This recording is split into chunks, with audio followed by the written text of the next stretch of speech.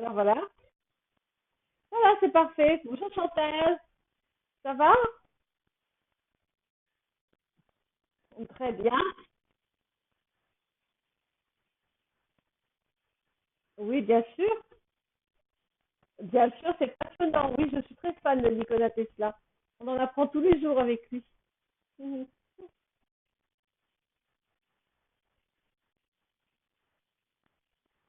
Oui, allons-y. Donc je vais mon... Voilà.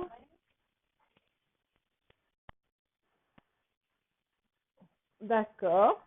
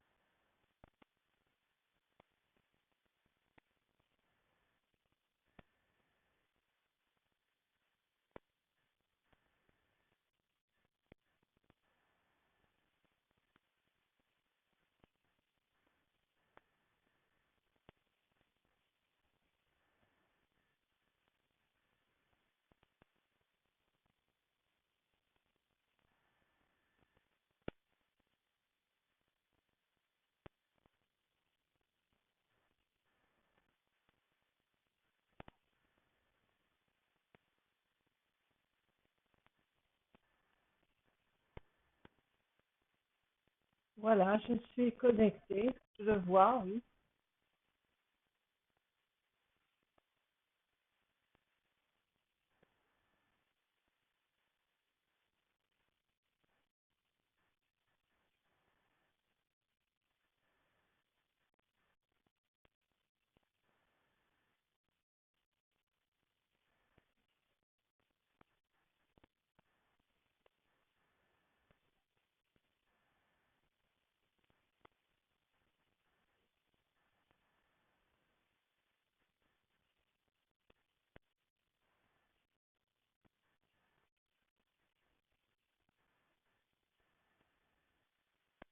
Alors je le regarde dans les yeux. Donc c'est bien Nikola Tesla, celle que je connais. Et oui, il donne l'autorisation, il est d'accord, parce que je suis très sollicité en ce moment, ces jours-ci, mais il est très content aussi de participer à ces expériences.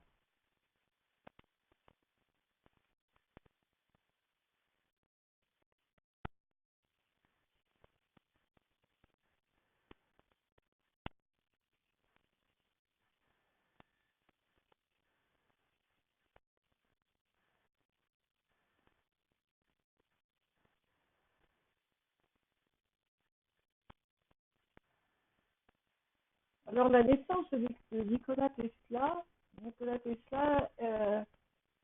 vient d'une planète de la galaxie et il est envoyé en mission sur cette Terre.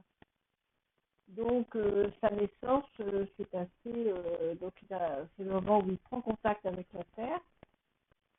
C'est quelqu'un qui vient d'une planète très lumineuse, donc une naissance très difficile et du point de vue physique, humain, et très énergétique aussi.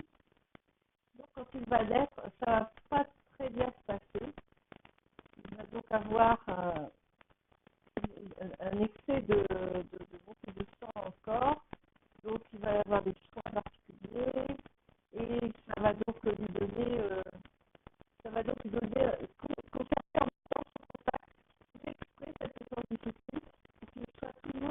lien avec sa planète d'origine et puis de n'oublier pas sa mission sur Terre.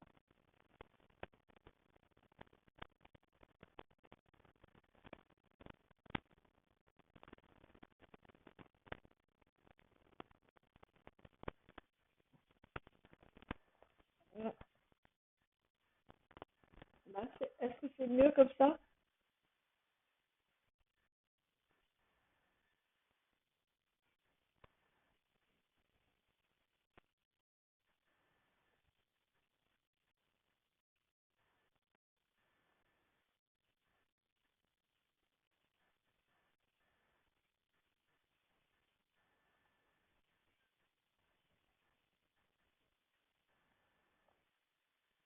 C'est en lien avec ce que je disais tout à l'heure, c'est que c'est quelqu'un qui vient d'un monde de lumière, qui communique par la lumière, qui voit en un éclair, qui pense en un éclair, toujours lié à la lumière. Toute sa vie a été manifestée par la lumière intensive.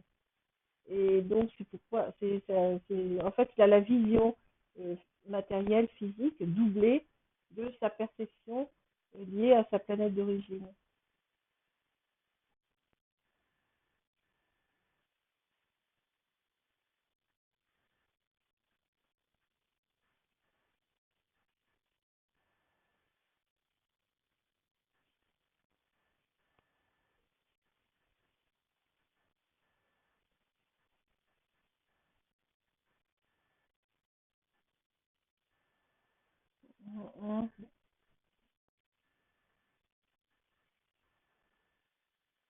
Eh bien, lorsqu'il est donc lorsqu'il est en état de repos, de détente profonde, donc genre pas d'hypnose ou de détente profonde, son moi subtil se décolle de son moi physique, et ce moi subtil retourne sur sa planète en contact parce il est bienvenu, il est venu sur Terre en mission pour sa planète, pour rétablir cette planète me paraît être la planète des jumeaux.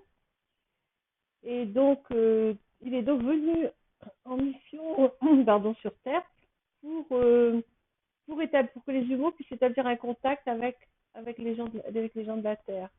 Et lui, il est venu sur Terre pour aboutir ce projet du point de vue sur ce canal de communication donc, de la planète des jumeaux vers la Terre, et de façon à ce qu'on puisse sur Terre bien recevoir ce canal de communication. C'est son projet.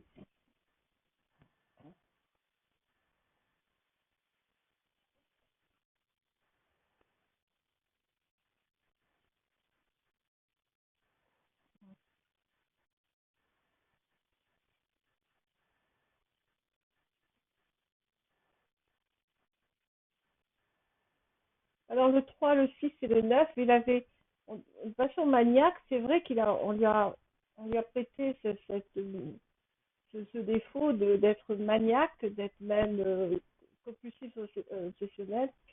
Mais en fait, c'est qu'il défendait sa théorie qui est vraie, qui a après été démontré que c'était tout à fait réaliste, que les nombres qu'on utilise, la base de 10 qu'on utilise pour compter, repose sur trois chiffres, le 3, le 6 et le 9.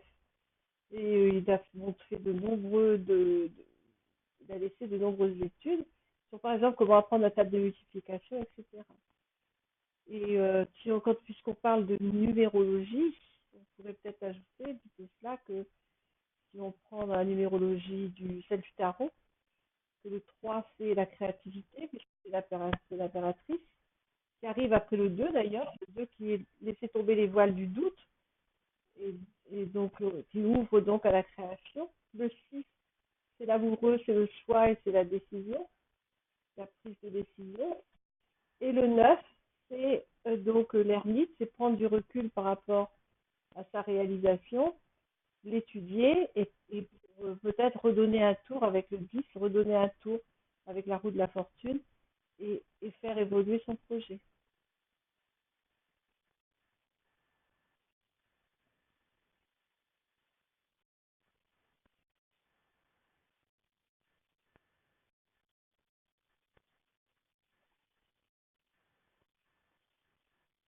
Mhm.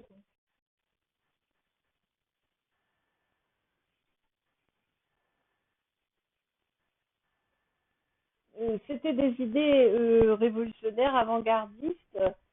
C'est il y a où est-ce qu'il les prenait? Ben, il était donc ça venait de toute façon, ça faisait partie du projet dans lequel pour lequel il était venu s'incarner sur Terre. Et j'entends dire aussi que ce début du XXe siècle, hein, cette génération du début du XXe siècle, 1912, autour de ces années-là, on a eu quand même des personnes brillantes comme Einstein ou comme Tesla. C'était des gens qui adoraient s'amuser avec les concepts et avec les idées. Entre Einstein qui chevauchait des rayons de lumière et qui a développé ses théories, et Tesla qui avait bah, évidemment comme tous ces gens-là étaient complètement libres par rapport à l'incarnation dans la matière, ils étaient libres dans la pensée, dans la créativité, dans le 3, et donc ils ont pu développer des projets. C'est le propre d'être libre des contraintes, des doutes et des pensées de la communauté terrestre, de la communauté des gens. Ça, c'est super. Donc évidemment, il a inventé, parce que il le dit d'ailleurs, il a inventé des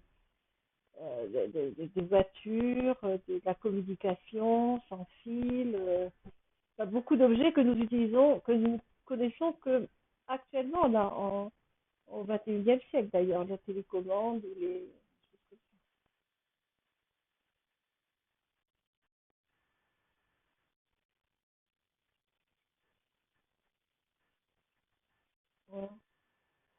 Ouais. Pourquoi? Parce que Tesla, il n'était pas venu sur Terre pour développer un empire économique.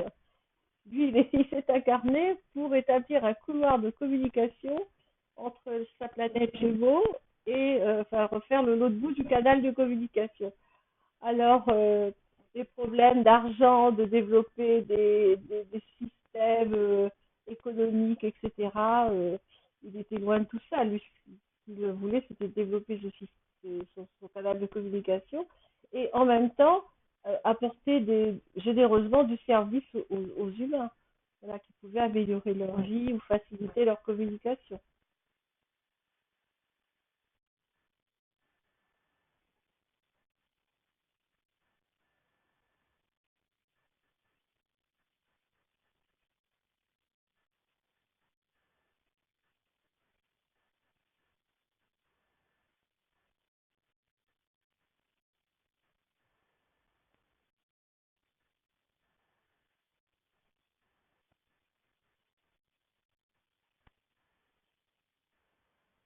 Alors, c'est ce que je disais, c'est qu'il son but, c'était donc de relier sa planète d'origine donc à la Terre. Donc, j'ai rapproché ça ensuite aux informations sur les jumeaux qu'on a reçus sur Terre. Donc, lui, il était envoyé sur Terre pour refaire l'autre bout du canal de communication. Et donc, c'était donc bien de faire une communication, bien sûr, sans fil. C'était donc par onde et par énergie. Et c'était aussi, je le rappelle, dans le, il n'était pas le seul, puisque on sait bien qu'au début du XXe siècle, c'est là que s'est développé les théories quantiques et la propagation de la lumière corpusculaire. C'était, on croyait en ondes et finalement, on a établi donc en corpusculaire et avec tout ce qu'on sait sur donc sur les faisceaux quantiques, la physique quantique.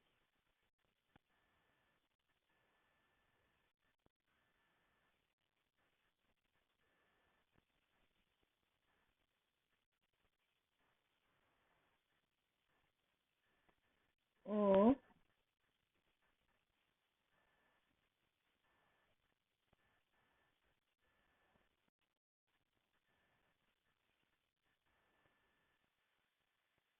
Eh bien, quand on connaît, quand on connaît Edison, qui est donc un Américain d'origine, qui a progressé, qui est monté dans l'échelle sociale et qui a monté voilà, des chaînes de laboratoires, de recherche, etc., qui étaient vraiment dans l'économie, dans le développement économique d'une recherche scientifique. C'était le début de la recherche scientifique. On est loin de Tesla qui lui venait faire l'eau de douce au rayon, hein. C'était, c'était deux mondes différents. Et donc, du point de vue éthérique, je pense que quand on se va au point de vue éthérique, Tesla, lui, était dans ses étoiles, hein. Il vivait dans ses étoiles, alors que voilà, Edison, lui, du point de vue éthérique, il avait son dieu de l'argent, donc son dieu d'économie. Ils n'étaient pas tout à fait sur la même planète, en fait. Ils vivaient sur Terre, mais ils ne vivaient pas dans le même monde.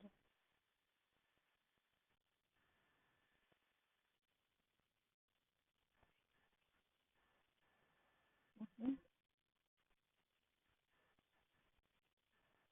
mhm. Ah, mhm, mhm. Oui.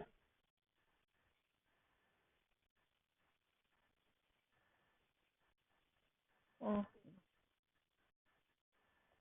Alors, je capte ce que je capte ce que me raconte, ce que me dit Nikola Tesla, et qu'on peut aussi imaginer. Imagine que, imagine, on construit ce grand laboratoire là pour faire de la foudre, cette grande tour, hein, comme la Tesla, et donc il faisait cette expérience. Et évidemment, ça a des effets autour.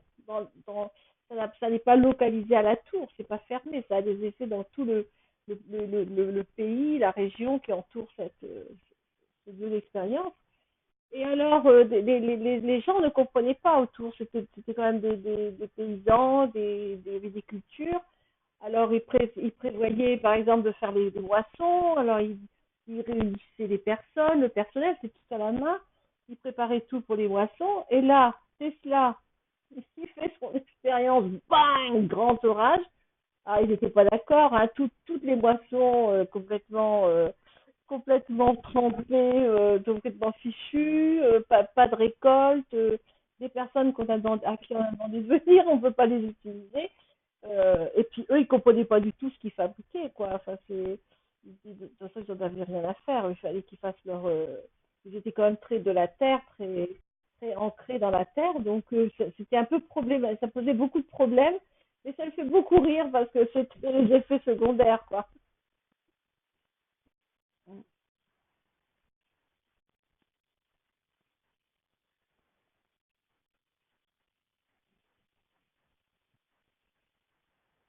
Alors, sur le plan éthérique, c'était. C'est, comment dire? Sur le plan éthérique, ça paraissait. Ces nuages de foudre, là, on fait apparaître une entité qui agressait tout le monde. Ça s'est transformé. En fait, par ses recherches, il a créé une entité, ça a dégagé une entité, une valeur éthérique, et qui s'est abattue sur tout l'environnement et a plus ou moins finalement détruit et agressé tout le monde.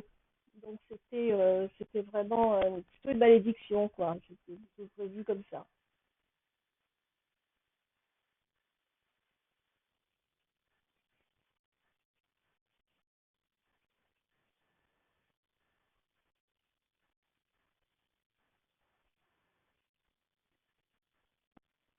Mhm.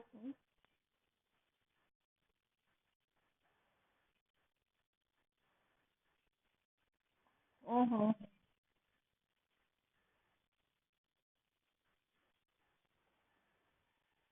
Les vibrations électriques sont alors, ce qu'il essayait de faire, c'était de d'établir un courant électrique comme un condensateur, un transfert de charge entre la charge électrique de la Terre, contenue dans le sol de la Terre, dans la structure de la Terre, et les couches supérieures de l'atmosphère.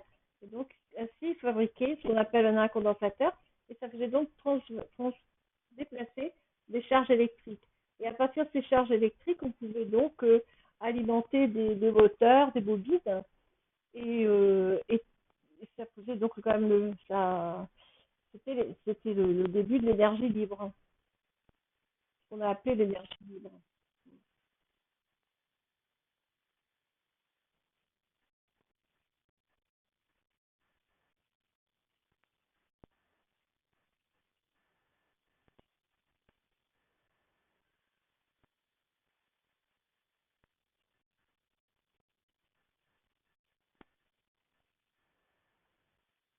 Les rayons cosmiques extraits de l'éther. À propos de cette tour-là, la question est liée à la tour.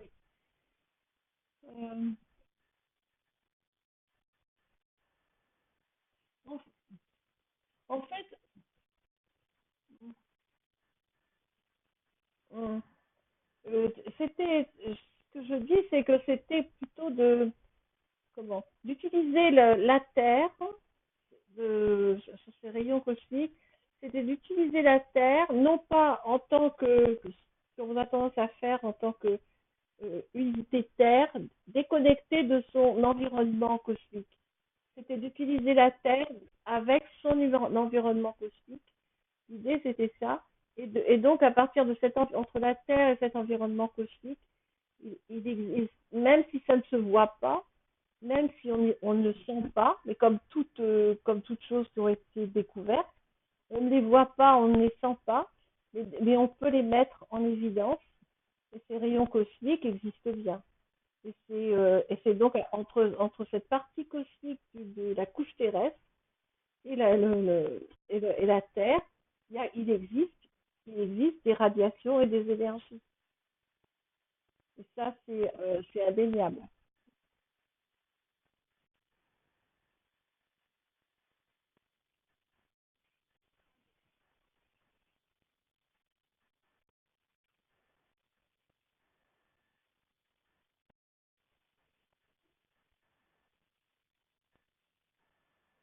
Eh bien, pour moi, la résonance de Schumann, ce sont des ondes électromagnétiques.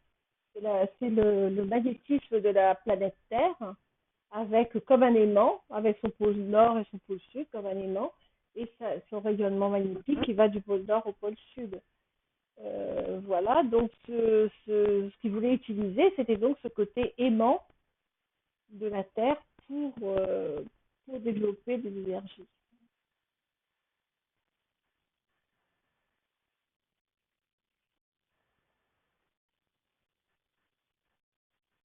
Mhm.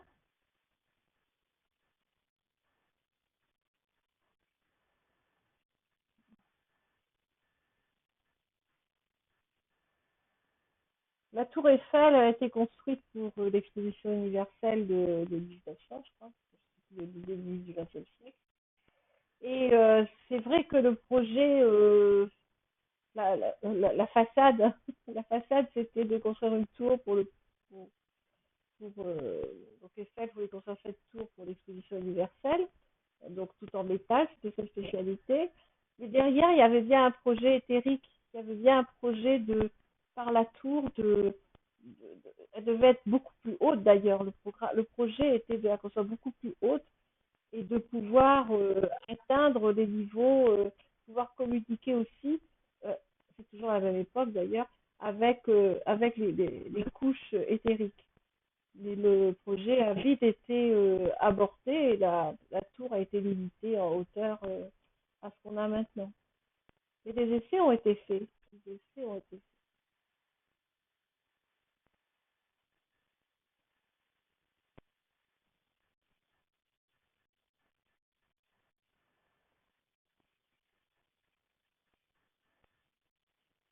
faits. Mhm.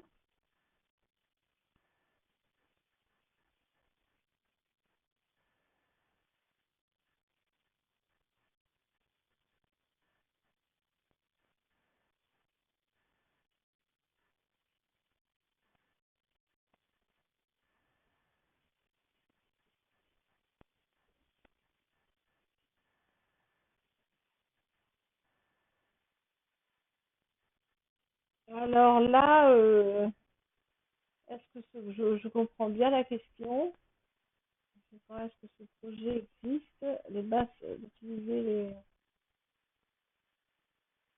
On, on peut rapprocher ça des... On peut rapprocher ça des manipulations qui sont faites dans certains hôpitaux pour soigner des maladies par décharge électrique, peut-être? Ça peut être rapproché de ça.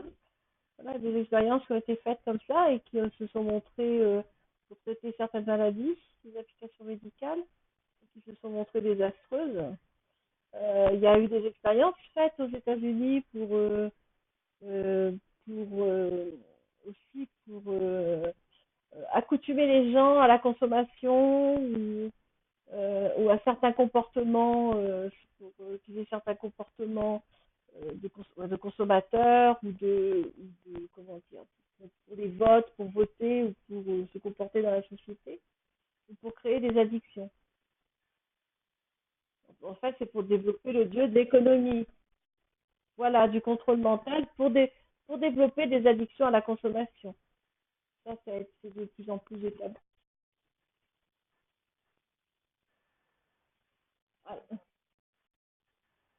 Alors, maintenant, aujourd'hui, on a l'image, on sait que par l'image, on peut faire le même effet par les images subliminales. Donc, je ne sais pas si c'est encore utilisé, mais certainement que c'est possible.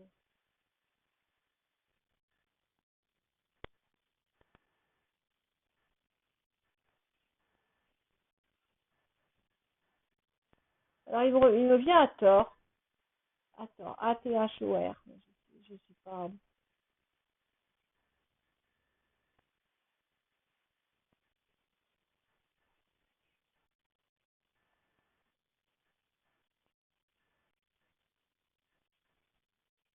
Mhm.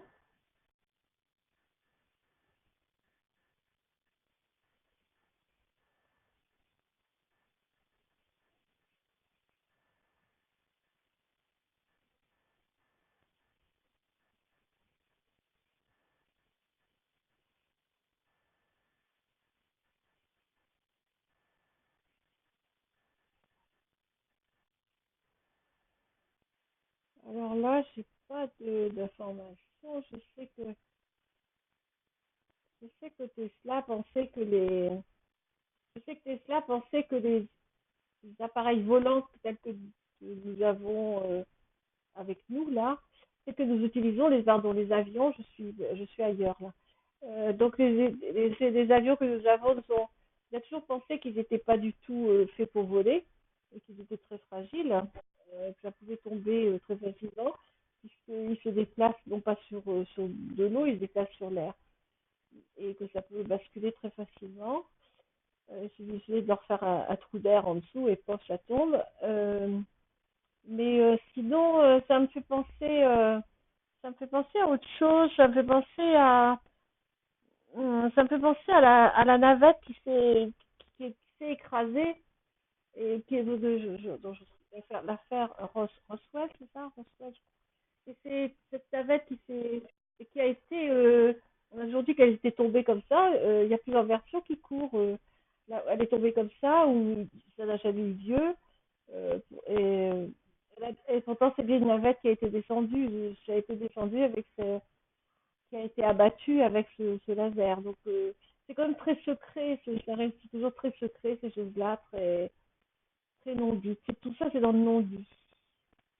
Mais tout ça, ce sont des applications sur Terre. Ce sont des applications sur Terre que cela a contribué et qui ne font pas partie vraiment de son projet. Ce sont des déformations de choses qu'il voulait faire.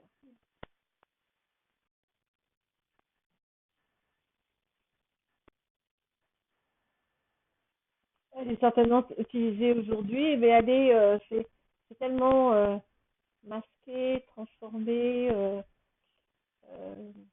c'est vraiment un monde. Je perçois ça comme un monde éthérique très sombre auquel il faudrait faire des investigations très prolongées pour aller voir ce qu'ils font. Et c'est vraiment tenu par une entité très puissante et qui tient cette partie-là de main de fer, quoi.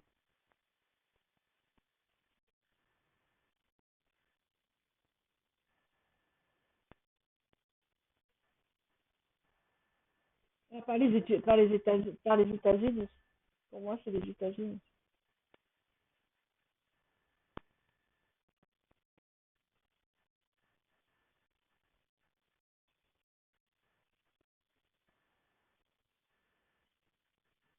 Mhm.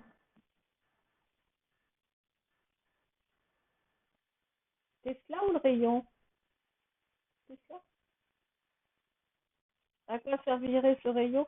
Ce rayon, c'est un rayon, c'est un rayon magnétique qui permettait d'entourer une zone, de la protéger magnétiquement par un mur magnétique, invisible, bien sûr.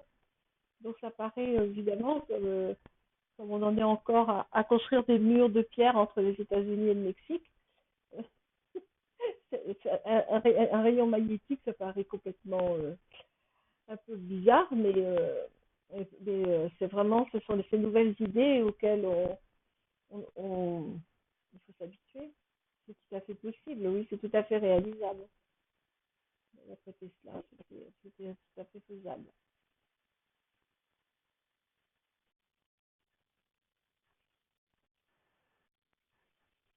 Oh,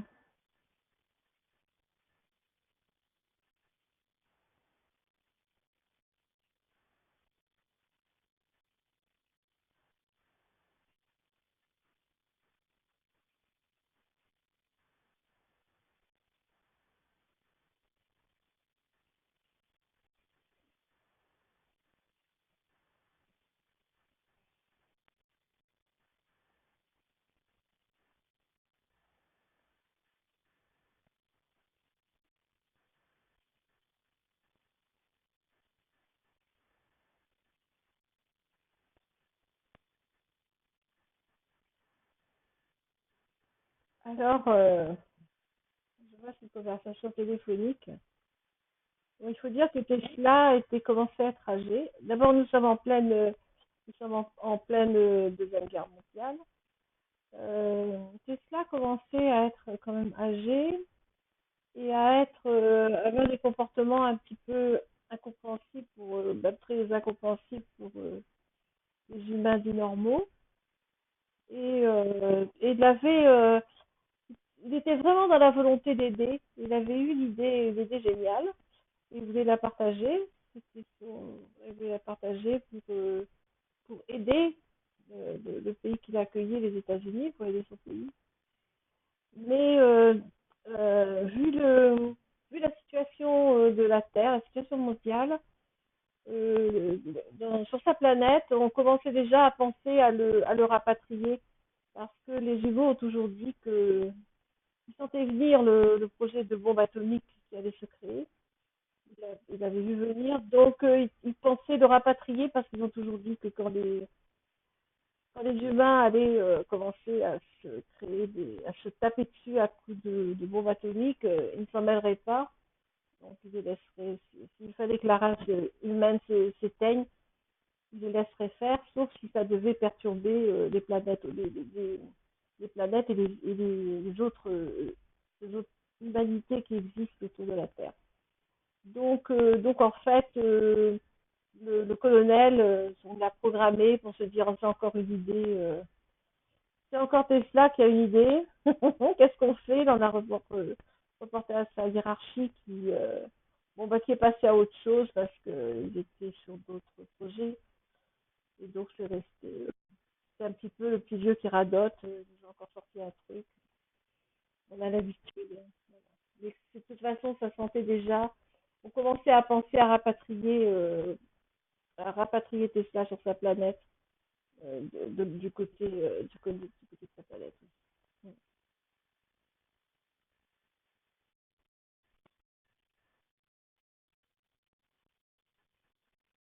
Mm.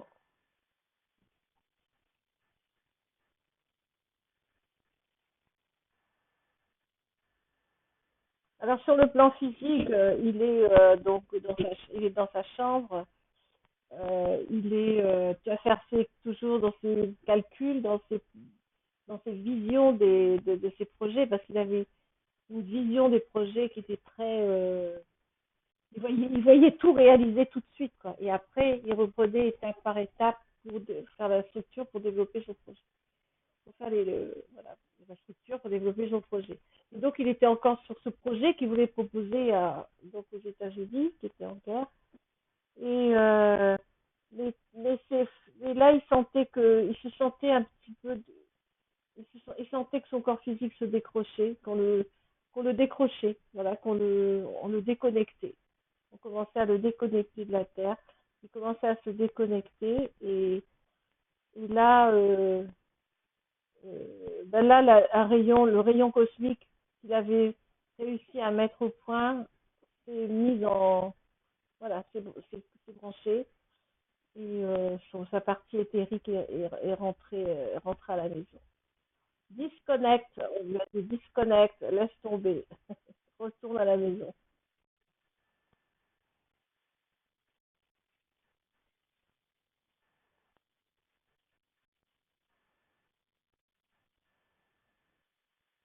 Tesla est retourné sur sa planète dans la galaxie. Et voilà.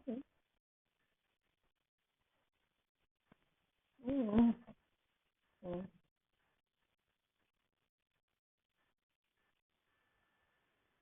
mmh.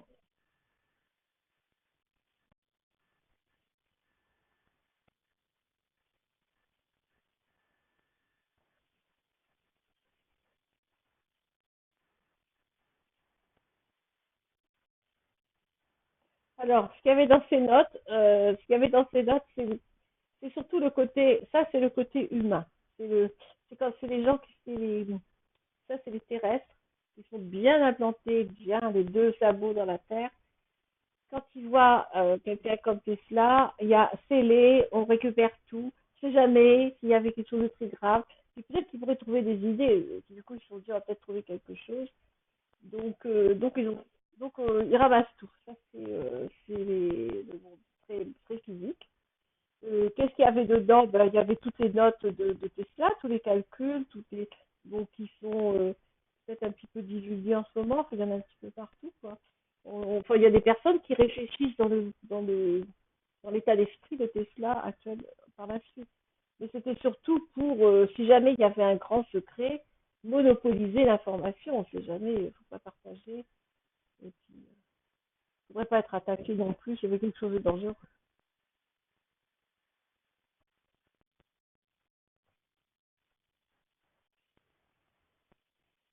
Mhm. Oui, oui, tout à fait. Je le vois, Max Lugan.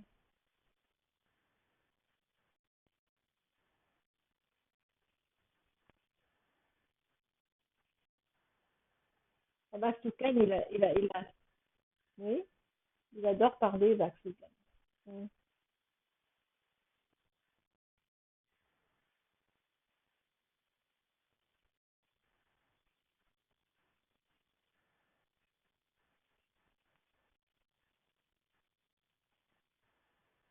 Alors, Max Lugan, il est c'est un jeune américain qui est très médiatisé sur Internet.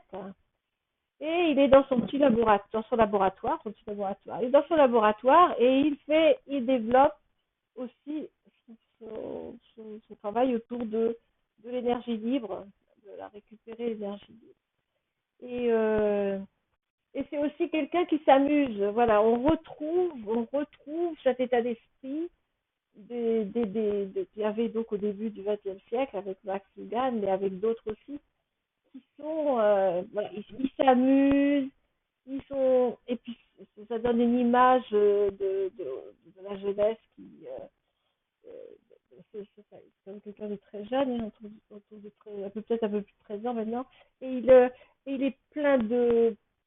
d'énergie, l'énergie libre, il l'a en lui, et il est sur ses petites, voilà, sur son laboratoire, et, euh, et, et C'est vraiment, c'est vraiment la nouvelle, une des nouvelles générations qui est là pour représenter Tesla, en effet.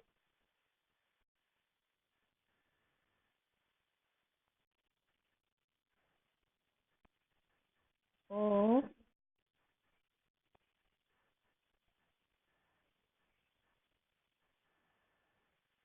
Alors Tesla, donc Nikola Tesla s'est plus ou moins réincarné en différentes personnalités. Donc il y a Max Sougan, il n'y a pas que Max Sougan, il y a des gens comme Nassim Haramein, il y en a plein, plein, et puis des gens qui ne sont pas médiatisés, qui sont en recherche, qui sont créatifs et qui sont connectés aux étoiles, qui sont branchés aux étoiles et à Tesla. Et c'est donc une nouvelle, c'est ça, c'est une nouvelle énergie qui se communique. Et Tesla, c'est pas réincarné en une seule personne, mais en plusieurs, c'est plus facile, c'est ce qu'il dit. Lui, sa mission était de venir sur Terre et de connecter, de faire la communication entre la planète Hugo et ici. Et maintenant, c'est plus dispersé, il est intégré dans différentes facettes, différents miroirs de lui-même. Et il y a plusieurs personnes, je disais, comme je pense aussi à Jean-Pierre Petit, qui est un drôle, qui est rigolo comme tout. Tous ces gens qui font de la science et qui se marrent toute la journée, qui donnent l'impression, en tout cas, c'est tellement. C'est une autre perception de la science sérieuse, qu'on met sous scellé, on ne sait jamais s'il y avait des secrets. Là, c'est tout en expansion et en liberté. Ça reprend la façon dont Tesla voyait les choses. Et qu'est-ce que tu m'as demandé là? Ah, si Tesla a un message, pardon, Tesla a un message à nous transmettre. Eh ben, le message pour l'humanité, c'est ce qu'il a fait toute sa vie, enfin, c'était ce qu'il a fait dans son incarnation, c'est de croire en l'impossible. Nous sommes tellement, nous terrestres, ça dépend à quel niveau d'incarnation, à quel niveau d'incarnation on est. Il y a des gens qui, l'incarnation se fait comme ça, on arrive sur Terre, on arrive des petites bulles matérielles, subtiles, et on va descendre, s'incarner. Il y en a qui s'incarnent très, très profondément, qui sont très concrets, très matériels, très, très carrés. Et il y en a d'autres qui seront à mi-chemin, il y en a d'autres qui vont planer complètement. Et on fait notre tour comme ça sur Terre, petite bulle. Et après, on repart dans notre éther et on revient pas. Et évidemment, quand on est très, très terrestre, incarné, pratico-pratique, euh, l'impossible, ça n'existe pas. Il n'y a pas assez. Mais puisque c'est impossible, qu'est-ce que tu as besoin de chercher? Et Tesla nous dit, cherchez l'impossible. C'est là que la solution. C'est là qu'est votre vie, dans l'impossible. Voilà. Oui, c'était un grand plaisir. Merci beaucoup. Merci beaucoup, Nicolas Testa. C'est très agréable de passer quelques instants en sa compagnie et avec son esprit subtil.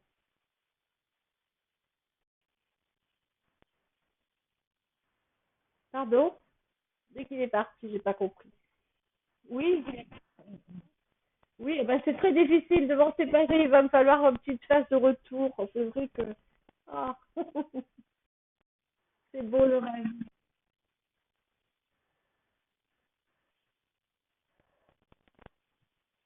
Oui. Mhm.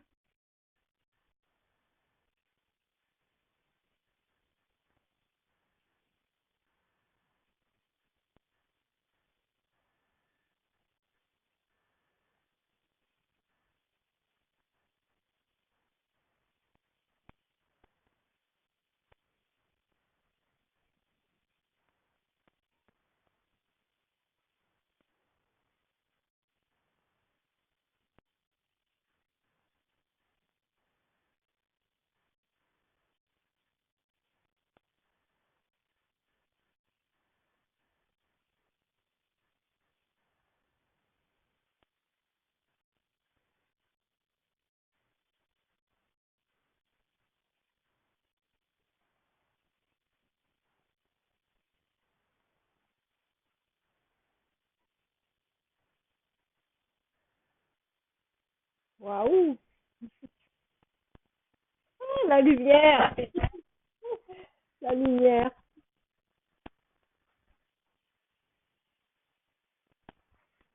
Voilà. Bah, écoute, c'était très sympa. Ça va bien, ça va bien. C'est vraiment super de passer. C'est des bons moments qu'on passe en mémoire, hein, on peut dire, quand on est dans le monde physique. En mémoire de ces gens-là. C'est vraiment voilà. Et pour les gens de formation scientifique, c'est vrai que c'est aussi pour ça que j'aime bien tout cela. Ça joint le sérieux, des sciences et des maths et le rêve. Merci bien, Chantal. Oui, merci beaucoup. À bientôt. Et merci.